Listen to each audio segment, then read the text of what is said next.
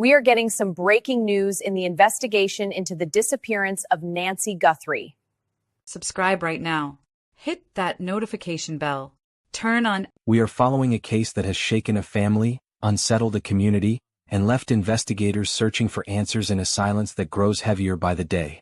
This is the disappearance of Nancy Guthrie, an elderly woman, a mother, a person deeply loved by those closest to her, and someone who should have been safest inside her own home. But according to the details shared publicly in this investigation, the morning Nancy vanished did not look like a normal departure.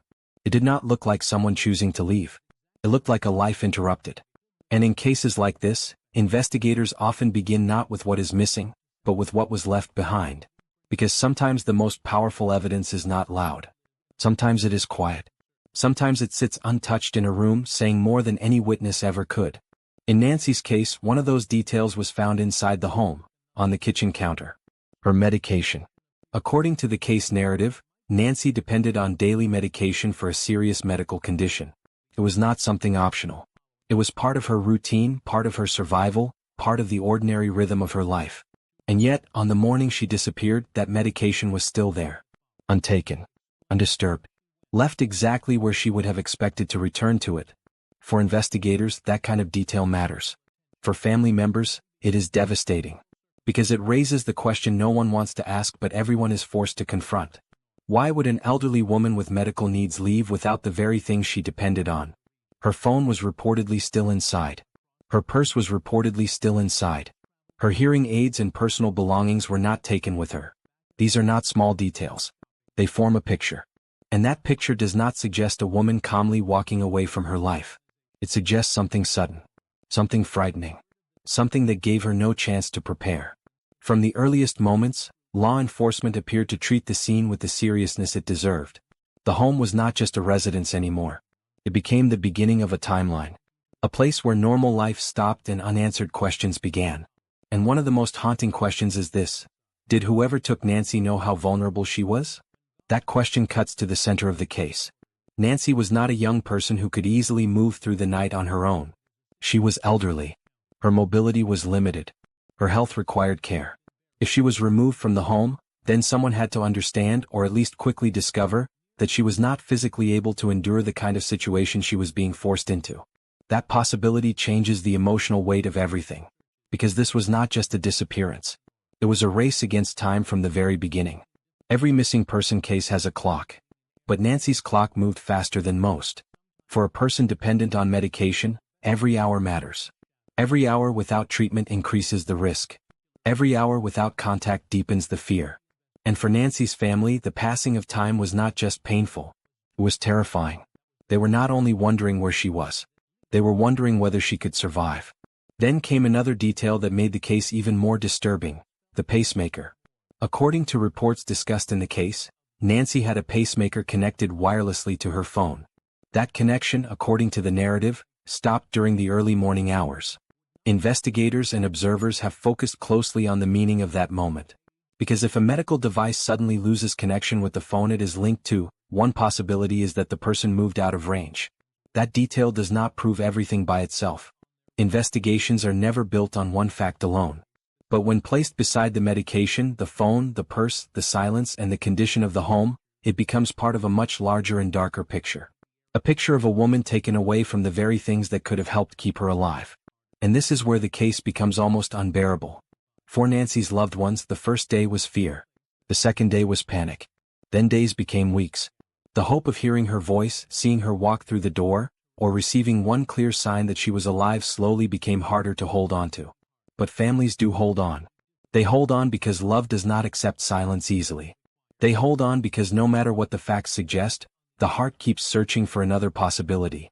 That is what made Savannah's public words so emotional. When she spoke about her mother, she did not sound like someone giving a rehearsed media statement. She sounded like a daughter trying to stay strong while standing inside a nightmare. She spoke about the pain of waiting, the shock of absence, the kind of fear that follows a family from morning to night. And she also spoke about hope. Not the loud kind of hope. Not the kind that feels certain or bright. But the kind that remains when almost everything else has been taken away. A fragile hope. A hope like embers.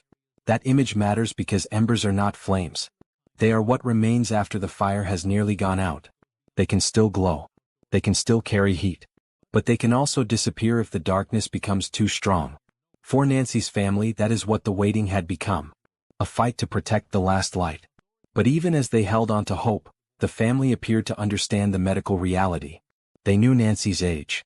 They knew her condition. They knew what it meant for her medication to be left behind.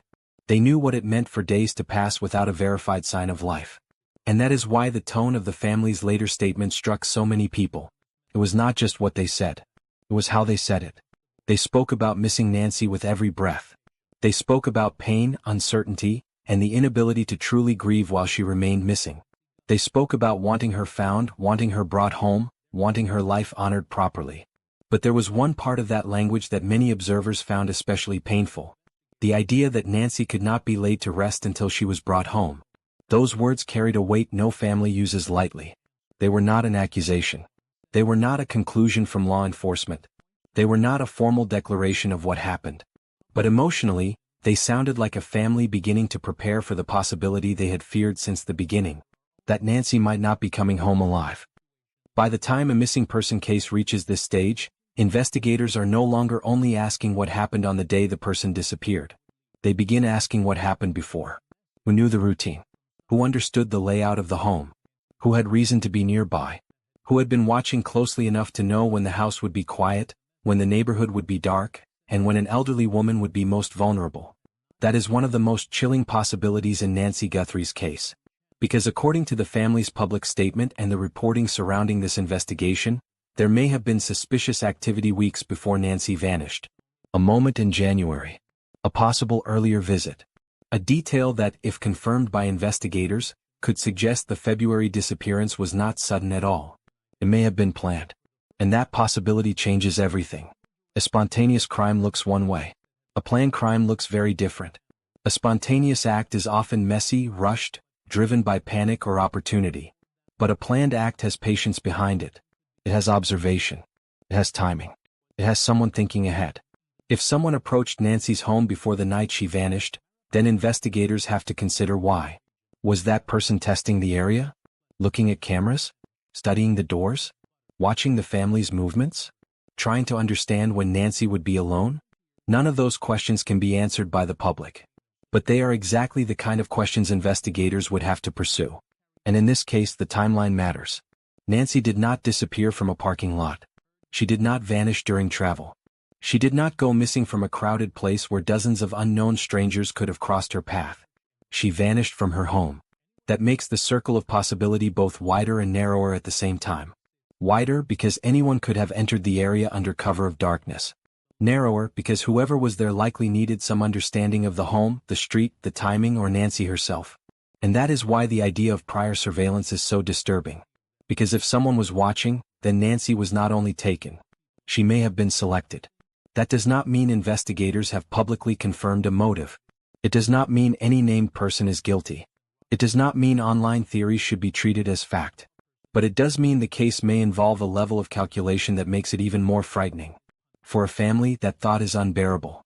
It is one thing to imagine a random act. It is another to imagine that someone may have looked at your loved one's home, learned her vulnerabilities, and returned later with a plan. That is the kind of possibility that destroys sleep. It makes every familiar place feel unsafe. It makes every memory of the days before the disappearance feel different. Was there a strange car nearby? Was someone walking slowly through the area? Did a neighbor notice headlights? Did a worker, delivery driver, contractor, or passerby see something that seemed unimportant at the time? That is why investigators often return to the days and weeks before a disappearance. The answer is not always found on the day itself. Sometimes the answer is hiding in the preparation. And preparation leaves traces. A vehicle can be seen. A phone can connect to a tower. A camera can capture movement. A person can be noticed. A pattern can emerge. This is where modern investigations become quiet but powerful. To the public, it may look like nothing is happening. There may be no major press conference, no arrest, no dramatic announcement. But behind the scenes, investigators can be building a map. A map of movement. A map of signals. A map of names, vehicles, and times. They may look at phone records around the neighborhood. They may review surveillance footage from homes and businesses. They may examine construction activity, deliveries, service calls, and anyone with legitimate access to the area. They may compare what happened on the night Nancy vanished with what happened weeks earlier. And if the same person, same vehicle, or same digital pattern appears more than once, that can become important. Because repetition can expose planning. A person who returns to the same area before a crime is taking a risk. They may believe they are invisible, but the modern world is filled with quiet witnesses. Doorbell cameras, traffic cameras, license plate readers, cell towers, Bluetooth signals, receipts, search histories, messages, location data.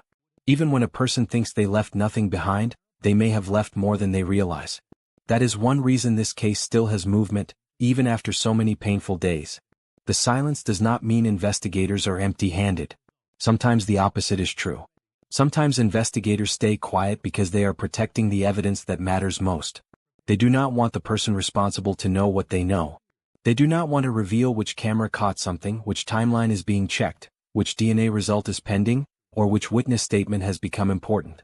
Public silence can feel cruel to a grieving family and a worried community. But in a criminal investigation, silence can be strategy. Still, that silence creates a vacuum.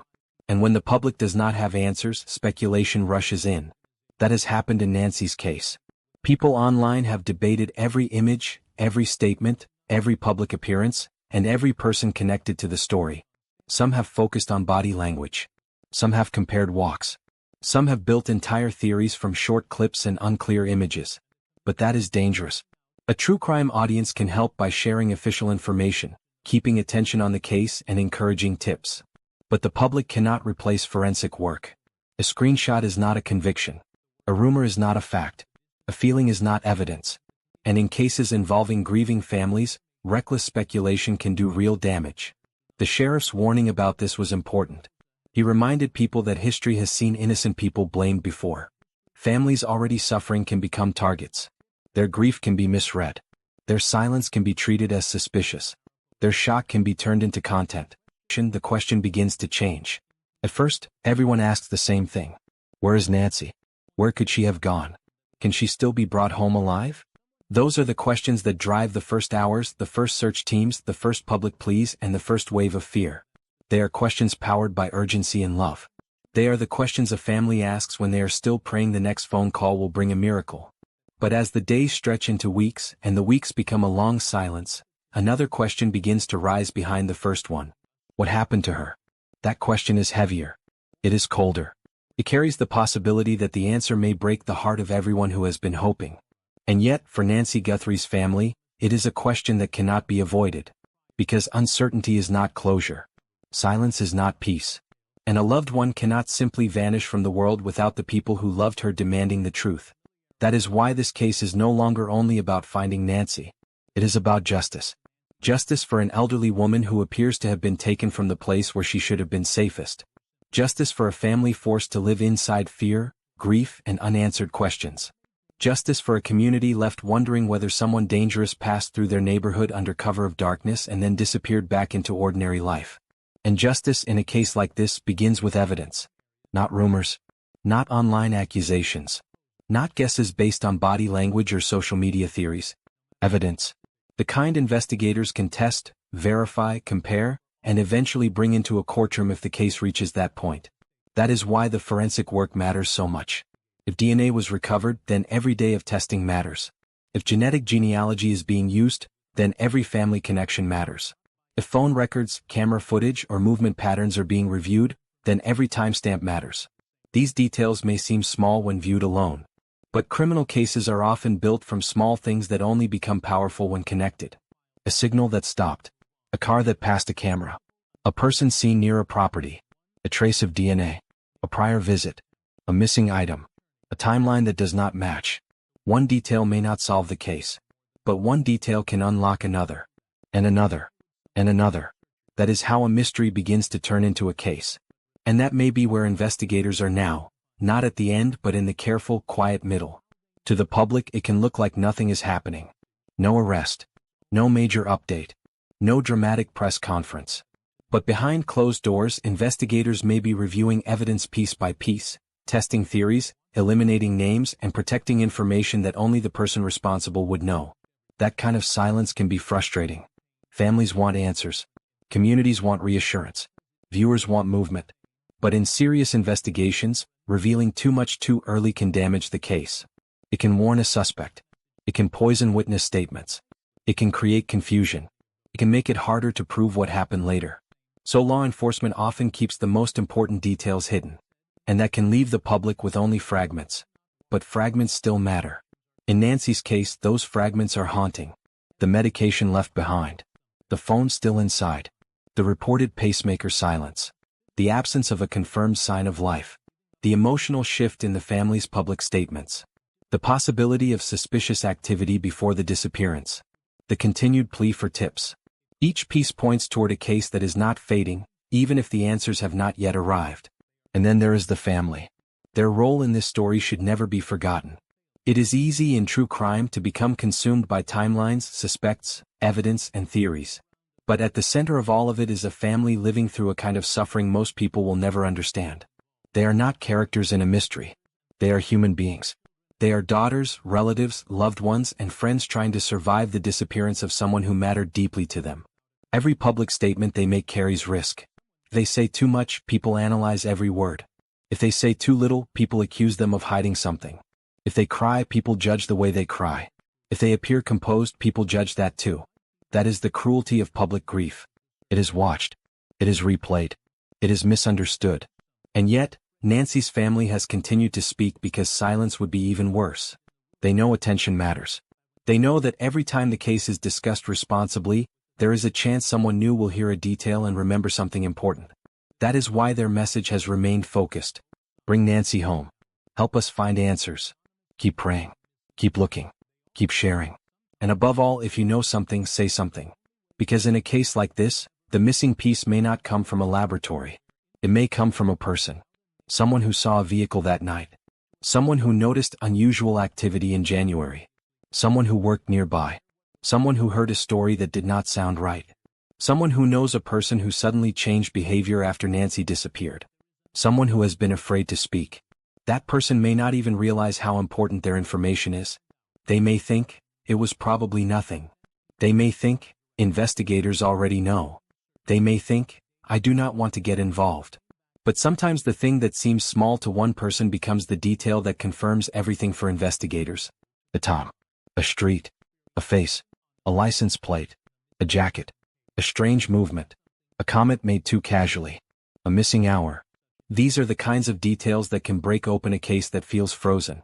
And if this was planned, as some of the surrounding case discussion has suggested, then the person responsible may have made mistakes before the disappearance ever happened. That is important. Because planning creates evidence.